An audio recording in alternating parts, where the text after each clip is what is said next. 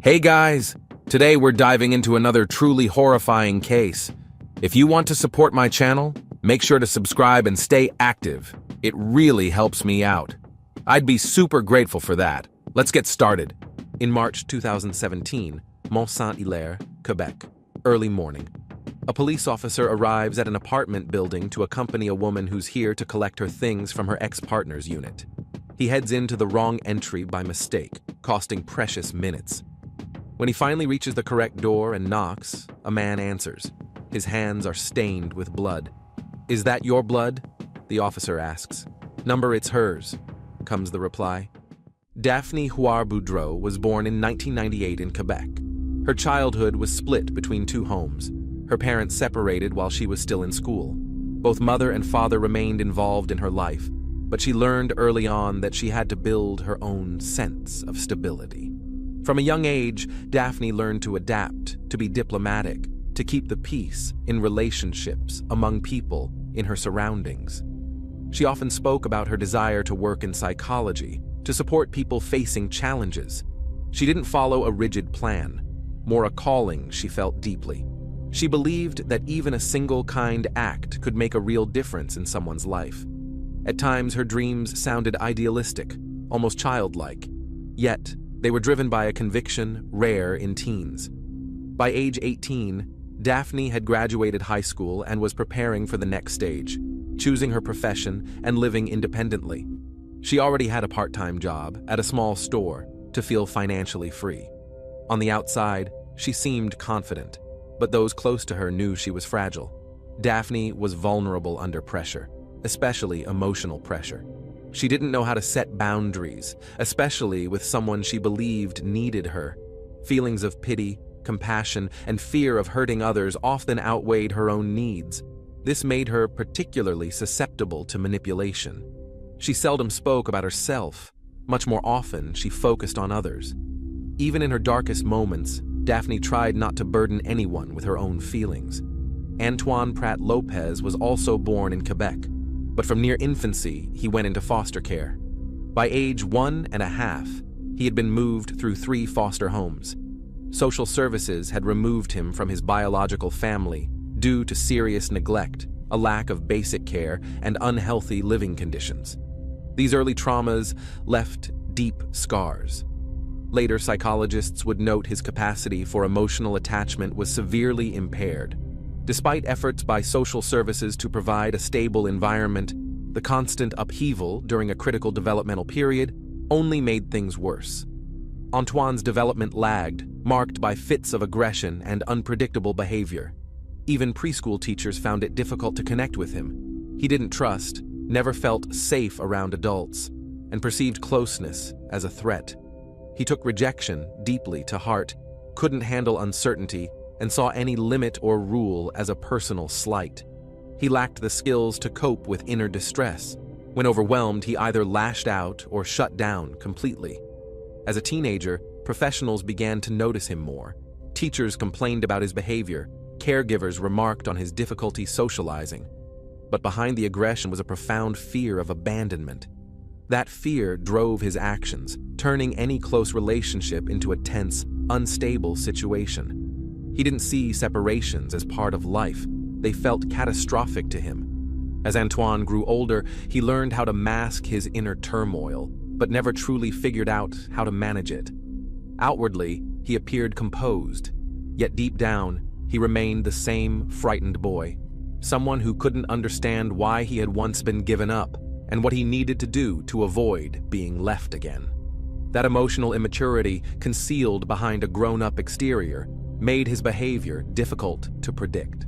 Whenever he felt he was losing control of a situation, he reacted as though it were a personal catastrophe, often with sudden and unchecked intensity. By the time he reached adulthood, Antoine already had legal troubles, episodes of unstable behavior, a disregard for rules, and an aversion to authority.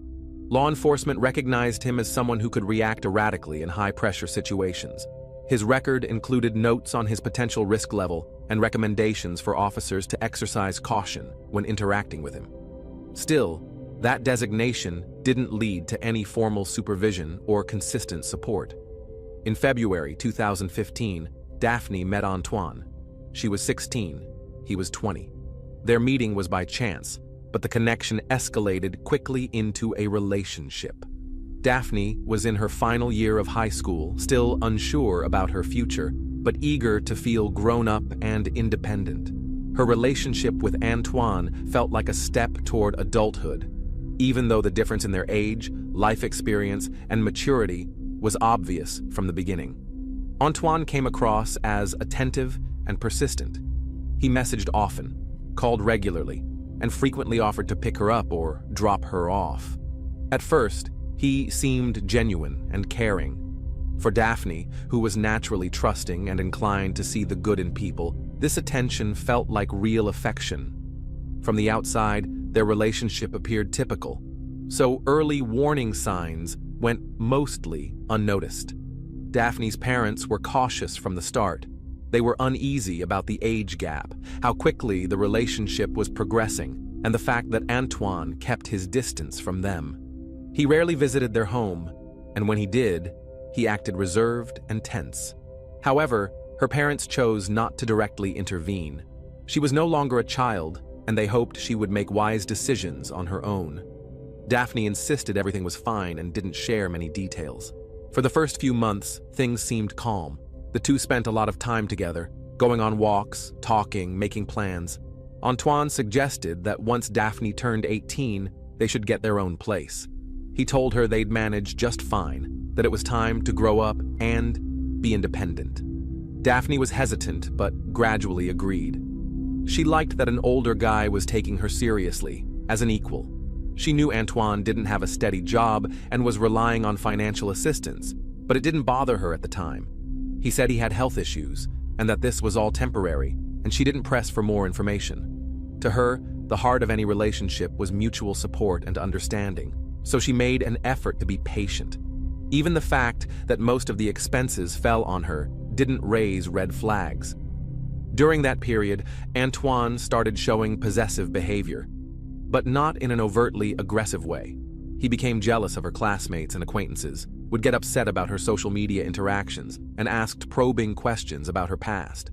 Occasionally, he told her she shouldn't hang out with people who didn't respect their relationship. At the time, this looked like typical romantic jealousy and didn't cross obvious lines. Winter and spring of 2015 turned out to be the calmest stretch of their entire relationship. Neither Daphne nor her loved ones realized just how volatile and dangerous the person close to her could become. From the outside, it looked like a standard teenage romance, full of emotion, plans, and hope. But even then, the groundwork was being laid for control, dependency, and blurred personal boundaries. Daphne didn't notice how her independence was slowly being replaced by a constant need to adjust to her partner's mood and reactions. Month by month, she compromised more, pushed her own desires aside, and began to equate love with patience, understanding, and self-sacrifice. As long as it felt like her own choice, not something forced, no one saw the danger. When Daphne turned 18, she and Antoine moved into a rental apartment. Her parents were uneasy about the decision, but tried to respect her autonomy. The place was close to her hometown, which gave them the illusion of oversight and proximity. Daphne wanted to prove, to herself and others, that she could live like an adult, manage her own life, and build a real relationship. But everyday reality quickly exposed what had been hidden. Living with Antoine was tense. He wasn't working or studying, and spent most of his time at home. This only intensified his irritability and jealousy.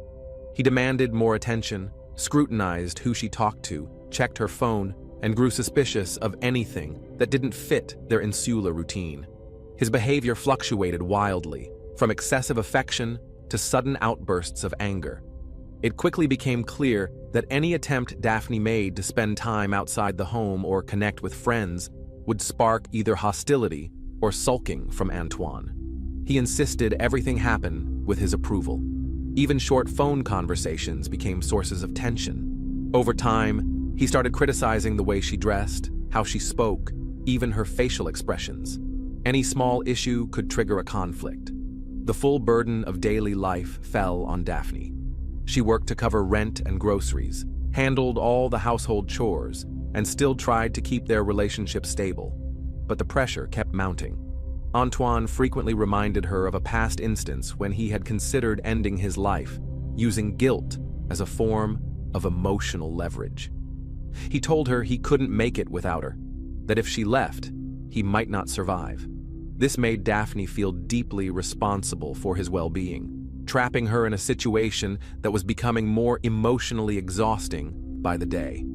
The first serious crisis came when Daphne tried to leave. She told Antoine she wanted to end the relationship and began packing her things. His response was chaotic and destructive. He wrecked the apartment, smashing items, throwing her belongings, and damaging furniture.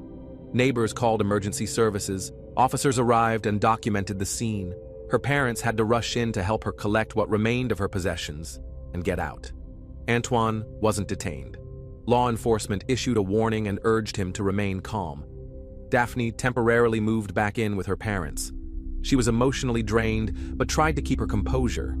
Her parents, deeply concerned, offered support, but she avoided discussing the incident. She wanted to appear strong, like she could handle it. Internally, she was grappling with the devastating realization that the relationship she had poured herself into had become harmful. Despite everything, Antoine didn't stop reaching out. He kept messaging, calling, leaving voicemails. He apologized, blamed his actions on stress, and promised to change. He said he had acted out of despair, not anger. Eventually, he started pleading for sympathy, telling her he couldn't sleep or eat, that he was constantly thinking about death. He claimed she had abandoned him at his lowest, that no one else mattered but her. Daphne was torn. Despite her fear and disillusionment, she couldn't cut off contact completely. A mix of pity, guilt, and concern for his well-being weighed on her. She was too young to fully distinguish love from emotional dependency, attachment from obligation. Her parents tried to persuade her not to go back, but they didn't push too hard. They couldn't legally prevent her from reconnecting, and gentle reasoning hadn't worked. After the fallout from the incident at their apartment, Daphne attempted to maintain distance. She stayed at her parents' house, resumed her daily routine, but Antoine kept reaching out. He continued trying to rebuild the connection. In parallel, Antoine started trying to isolate her again. He claimed her family and friends had turned her against him, that they didn't understand how vulnerable he truly was. He appealed to her compassion, saying he'd get therapy, find work, change for good. He asked for one last chance, a final opportunity to make things right. For someone like Daphne, who always wanted to believe in people's potential, his words sounded sincere. She didn't want to believe the person she once trusted couldn't grow. When she went back to him, she hoped they could regain balance. But the situation hadn't changed. Calm spells were short-lived, replaced quickly by jealousy and control.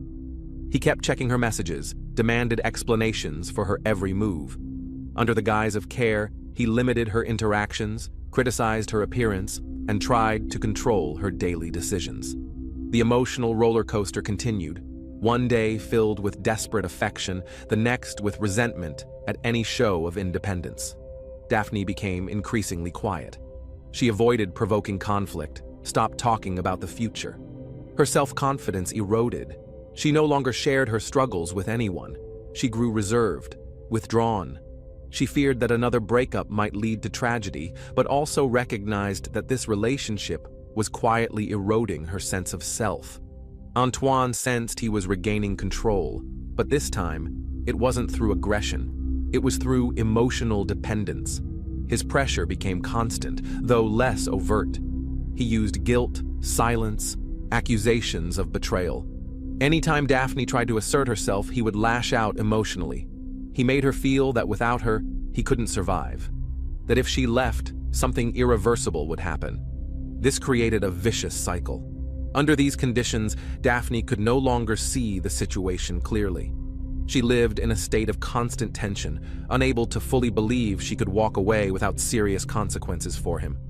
Her attempt to save someone had slowly stripped her of control over her own life. In March 2017, Daphne made the final decision to end her relationship with Antoine. There was no argument, no dramatic confrontation. She didn't go into detail about why she was leaving. She had already tried too many times to start over. This time, she quietly packed her things and left their shared apartment. For the next few days, she stayed alternately with her mother and father. Her parents were separated, which gave her the flexibility to change locations and avoid being in one place too long. Antoine didn't accept the breakup as final. He saw it as just another temporary distancing. He continued texting her every day. His messages varied. Some were pleading, others accusatory. He called, but Daphne didn't answer. That's when he began reaching out to her parents. He messaged her mother asking where Daphne was. He got no response. Then, he started contacting friends and acquaintances, trying to figure out who she might be staying with. He watched her social media activity, checking whether she'd been online. His efforts to reach her grew increasingly obsessive. Daphne shut off her phone. She knew that any contact with Antoine would be a step backward. In response, he started acting through others. He asked friends to drive past her parents' homes and look for her car. He searched for excuses to see her, anything that might create a chance encounter. To him, her silence wasn't a rejection. It was just another obstacle to push through. Around that same time, Antoine found out that Daphne had started seeing someone else, Alexis. He didn't know many details, but just the idea triggered a storm of emotion. He felt abandoned, humiliated, and betrayed. It wasn't just that she had left, it was that she had replaced him. He couldn't process this as her personal decision. To him, it felt like a personal insult. His emotional state became increasingly unstable. In an attempt to express himself, Antoine recorded a video message and uploaded it online. The clip lasted several minutes. In it, he accused Daphne of betrayal, said she had used him, and claimed she had ruined his life. He insisted he had done everything for her, and she had just turned her back. He said he loved her, and that she had never appreciated it. While there were no direct threats in the video, the overall tone was unsettling. It was clear he was in a highly agitated state. Daphne's family was shaken when they discovered the video. Her father couldn't understand why the platform hosting it hadn't taken it down immediately. For him, it was another devastating blow. To see the person who had become a danger to his daughter attacking her so publicly. The video served as undeniable proof of Antoine's mental distress, his instability, his aggression, and his inability to accept rejection. In the days leading up to the tragedy, the atmosphere was tense. Daphne knew Antoine was trying to find a way to see her, but she tried not to show fear. She didn't want to worry her parents and chose not to involve them. In her mind, avoiding reaction would diffuse the situation. What she didn't realize was just how far someone unable to let go might go. The night of March 22, 2017 was cold and snowy. Around 2 a.m., Antoine left his home on foot and headed toward the house of Daphne's father. He didn't have a car, so it took him nearly 2 hours to walk through snow-covered streets in freezing temperatures. This wasn't a spontaneous act. He knew Daphne was temporarily staying at her dad's and would be leaving for work early in the morning. It was all planned. At about 3:45 a.m., he arrived at the house. Without alerting anyone to his presence, he hid inside a car parked in the driveway. It wasn't Daphne's own vehicle. It belonged to her mother, who had lent it to her while her own car was in the shop. Antoine knew this was the car Daphne would take to work, a shift at the small grocery store where she worked part-time. His goal was to wait for her and force a conversation. Around 4:30 a.m., Daphne quietly left the house. As she approached the car, she saw Antoine sitting in the back seat. He wasn't trying to leave. He insisted they needed to talk things through. Caught off guard, Daphne initially tried to calmly ask him to get out. He refused. With time running out and not wanting to cause a scene, she got behind the wheel and drove him with her. Silently, without a confrontation. Though he didn't threaten her or act outwardly hostile, his very presence was an act of pressure. When they arrived at her workplace, Daphne got out and went inside the store. Antoine followed. Her co-workers immediately noticed his behavior, tense, watchful, unwilling to leave her alone. The situation felt off. Concerned, they decided to contact emergency services. When police arrived, they documented his persistent behavior. Officers managed to pull him aside and talk to him. He wasn't aggressive, but he was clearly emotionally unstable. Daphne declined to file a report. She told the officers she wasn't afraid of Antoine, that he hadn't made threats or acted violently. She insisted everything was under control and asked them not to take further action. Law enforcement gave Antoine a verbal warning.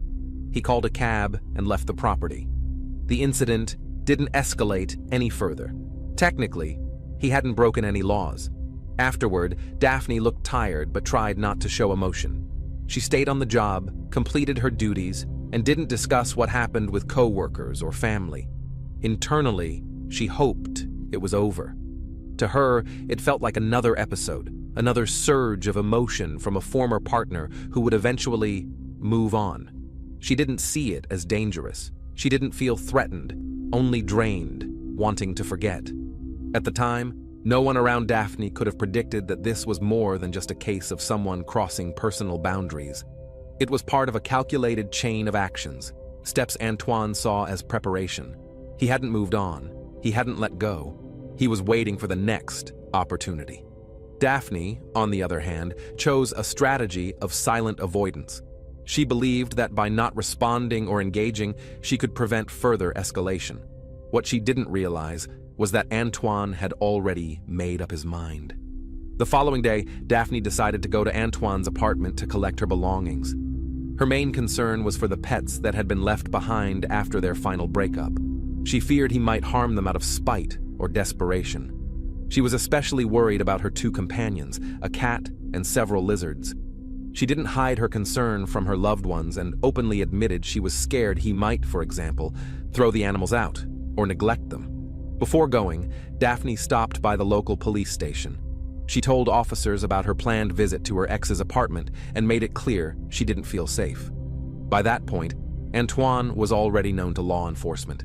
The officer she spoke with strongly advised her not to go back alone. As a precaution, a female officer was assigned to quietly follow behind in a separate vehicle, close enough to intervene, but far enough not to draw attention. Around noon, Daphne arrived at the building. The officer, however, made a critical mistake. She entered the wrong section of the complex. It took several minutes for her to double-check the address and find the right entrance and floor. Those few minutes turned out to be fatal. When she reached the apartment door, it was quiet. She knocked. At first, there was no answer. Then a shadow moved behind the glass, and a man's voice said, "Arrest me." Antoine opened the door. His hands were covered in blood. Calmly, he raised them and told the officer, "It's not my blood." He did not resist and followed all instructions. The officer immediately called for backup and emergency services, then entered the apartment. Inside, all was silent. Near the staircase, she found a body. Daphne was lying on the floor. Medical aid was no longer necessary. It was clear she had already passed. Later, forensic analysis revealed that Daphne had sustained 15 stab wounds, primarily to the chest and neck. Her throat had also been slashed. One of the wounds was fatal on its own, while the others suggested extreme emotional agitation from the attacker. Everything pointed to a sudden emotional outburst and uncontrollable rage. The delay, the mistake with the building entrance, each of these factors formed part of a tragic sequence. Technically, law enforcement had followed protocol, but this case underscored a harsh truth. When dealing with someone potentially dangerous, even a small delay can cost a life. The scene of the crime left no doubt about the nature of what had occurred. Blood was found in multiple areas of the apartment. There were palm prints on the leg of a table and shoe prints near the entrance. The perpetrator had made no attempt to conceal evidence or stage a robbery. Everything pointed to a deliberate personal attack carried out in a state of extreme emotional agitation. Antoine was immediately taken into custody. At the station, he admitted to what he had done. He didn't deny the act or try to justify it. He simply stated that he had crossed a line and that it happened fast. He gave no detailed explanation and showed no signs of remorse. His condition was documented as stable. He had no visible injuries and declined medical assistance. As the initial interviews were underway, news of what had happened reached Daphne's family. Her father was the first to be informed. At first, he didn't grasp the full gravity of the situation. The call from law enforcement was brief and lacking in specifics. He was told there had been an incident and that he needed to come in urgently. It was only at the station that he received the confirmation. His daughter was gone. The parents' reaction was as heart-wrenching as one would expect. Daphne's mother was in shock. Her father couldn't believe it was real. Until the very last moment, they had hoped that the situation with Antoine would end without tragedy. They had known he was unstable, had worried, and had urged Daphne to be cautious. But neither of them believed it would escalate to this level. Authorities informed them that the body had been discovered in the presence of an officer, that emergency help had been called, but that it was too late. That same day, the family was formally notified that an investigation had begun. They were told that Antoine was in custody, had confessed, and was being held. Daphne's body was sent for forensic examination. Investigators advised the family not to visit the apartment while the scene was still active. Her father refused. He insisted on seeing his daughter. That memory would later become one of the most painful of his life. Following Antoine's arrest, the investigation didn't take long. He pled guilty to taking Daphne's life, and in 2018, the case went to trial. He was sentenced to life in prison without eligibility for parole for the first 18 years. However, the case sparked public outcry, not only due to the brutality of the act, but also because of how the charges were handled. The prosecution and defense reached a plea agreement. The charge was reduced to second degree, meaning the act was not deemed premeditated. From a legal standpoint, the ruling meant Antoine's actions were not classified as premeditated. But for Daphne's family, especially her father, the decision was deeply upsetting. He firmly believed the crime had been planned. The fact that the attack occurred just minutes after Daphne entered his apartment without a prior argument pointed to premeditation in his view. Everything about the situation, he argued, indicated signs of a first-degree crime. After the funeral, the family reached out to the Crime Victim Compensation Board to seek support for their loss and the trauma they were enduring. Daphne's father was in a severe emotional state, and her mother was unable to return to work. But their application was denied. Technically, her parents were not considered direct victims of the crime. They had not been subjected to aggression themselves, and therefore did not qualify for financial assistance. The decision came as a shock. Despite having lost their daughter to an especially brutal crime, they were labeled indirect victims and ineligible for support. The family filed an appeal. The process took time, but eventually the decision was reversed. The parents were granted partial compensation, mainly to cover expenses for psychological counseling and lost income. The financial sum was modest, but its symbolic value was significant. It marked an acknowledgement that the system recognized the weight of their loss. Meanwhile, questions were being raised in the media and public forums about law enforcement's role in the case. In particular, attention turned to the two officers involved on the day of the crime. One had been assigned to follow Daphne to the apartment, but made a critical error, entering the wrong section of the building and arriving several minutes late. The other was the officer who had taken her initial report and failed to strongly advise full accompaniment. Both officers later faced internal ethics reviews. However, no disciplinary action was taken. Officially, their conduct did not violate procedure. For Daphne's father, this was a devastating blow. He publicly criticized what he saw as a failure to recognize the danger. In his view, Antoine's history of emotional instability and threatening behavior, especially after the surveillance incidents, alarming messages, and the confrontation at her workplace, should have been taken far more seriously. He believed police could have intervened earlier and potentially prevented the tragedy. Years passed, but Daphne's family was left with a lingering sense that the system had failed them. They had not only endured the loss of their daughter, they had been forced to fight for recognition that she had been a victim, not of chance, but of avoidable escalation. No part of the system, Neither police, nor prosecutors, nor social services had stepped in time. And afterward, none had accepted accountability.